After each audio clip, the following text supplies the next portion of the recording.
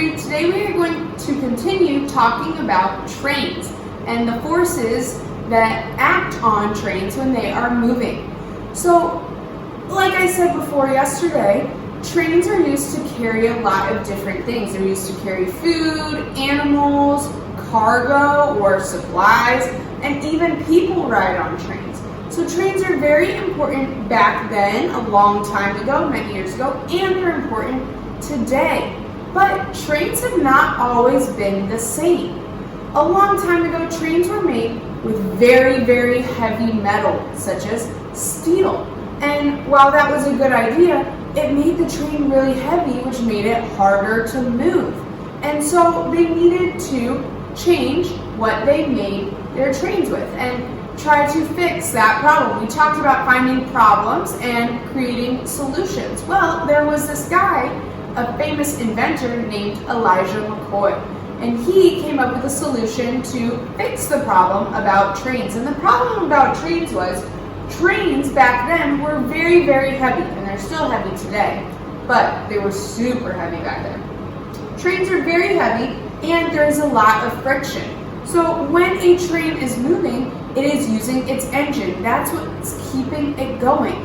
But the engine is rubbing up against each other, and since it is made of very heavy metals, there's a lot of friction. And we know that friction it can be good or it can cause problems.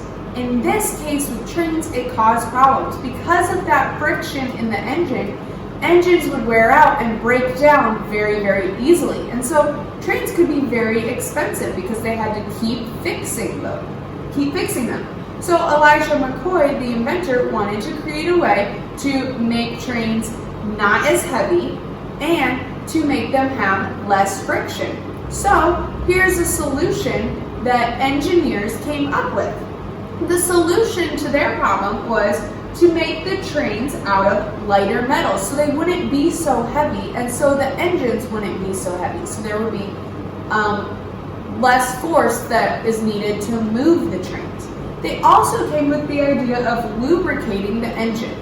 Lubricating means to use something to make things not rub up against each other as much, but to make it slide easier. Sometimes when you are walking on a slippery sidewalk, you can fall. That is lubricating. It's something that you put over a surface to make there be less friction, to make things slide easier.